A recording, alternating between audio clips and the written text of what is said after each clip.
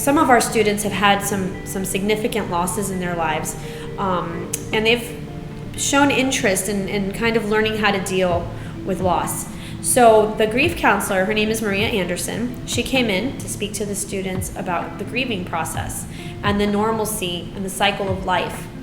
I'm a chaplain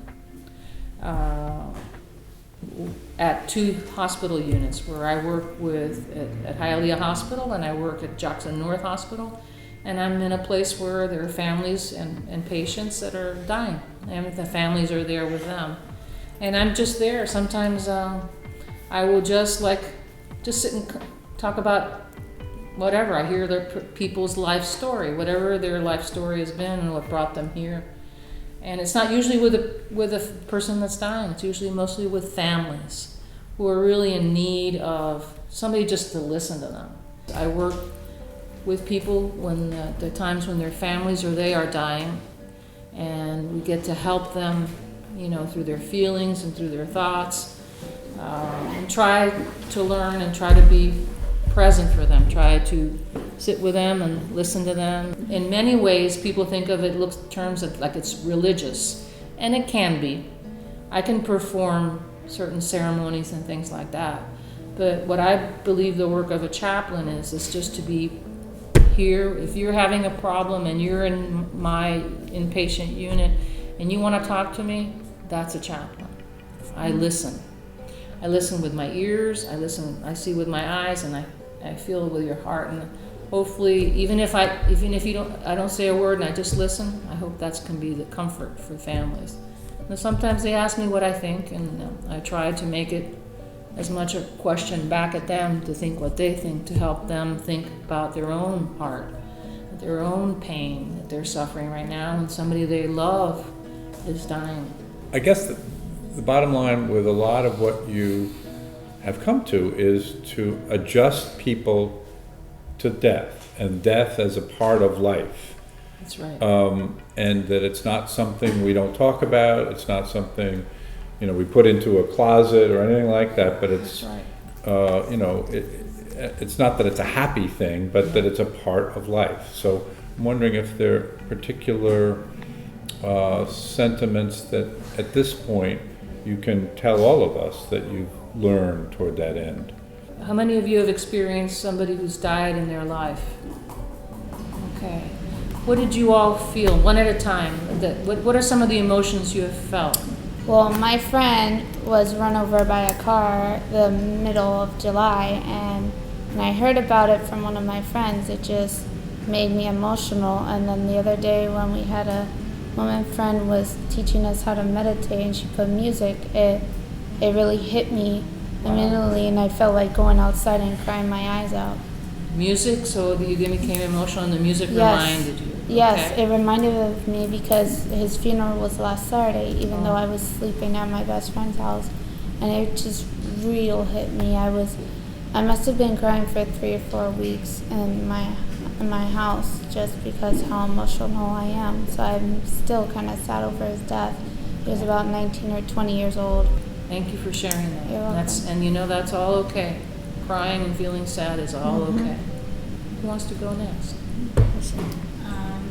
My mother died when I was 17, and it made me feel like I didn't want to live anymore because she was mostly like my life.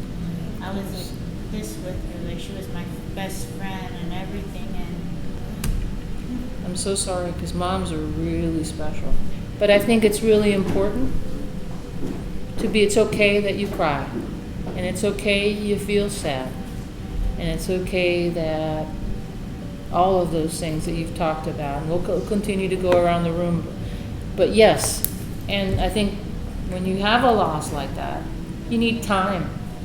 It doesn't mean that, doesn't bring your mom back, unfortunately, or your friend, or anyone who's lost somebody. It's always hard. But see, if we go around the table with the folks who have shared, how hard it is. You feel crying, you feel pain, you feel music can energize a memory, your memories of those person. About Some your, music that will the remind good me of my times with your mom. dog. Exactly, you have I'm memories. just telling you because I told And that to in her. all of those things, all those emotions are okay. When I work with people whose family members are dying, they'll cry, and sometimes people don't want to talk about it. But then things can change, and you can remember. Maybe you can have even a good laugh over a beautiful memory with your mom, or My mom made baby videos. Well, he came with that. oh, you have baby videos. Yeah. See, those are beautiful. Do you ever watch those videos, or Yeah. how does that make you feel? It makes me happy to see her, you know, Yeah. and sometimes I forget how her voice sounds. Oh, it's so beautiful. I like turn it on and then I hear her laugh and it makes me happy to hear her laugh. Nature links, we're all about nature ultimately. Right. In a number of different ways, in terms of cooking, in terms of gardening, in terms of beauty. Mm-hmm. And I guess I'm just thinking, as a healer, Right. a healing agent, if that's the way to put it. Nature and the beauty of nature and surrounding oneself with nature. Saving animals from being killed. Well, yeah, Yes. all these things. All those things. All those things I think can really draw upon the good memories of other people too that may have passed away.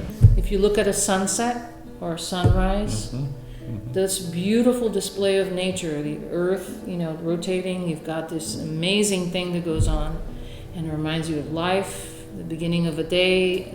Sunset is the quieting of the day, the cycles of life. It's beautiful. You look at plants. I look at a rose and I think of my grandmother who had rose gardens. I think nature is a display of life.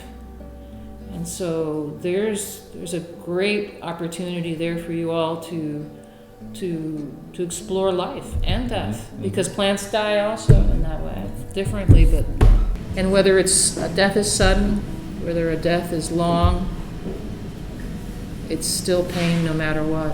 And people always want peace. And what I always tell people is that the best friend they have is time.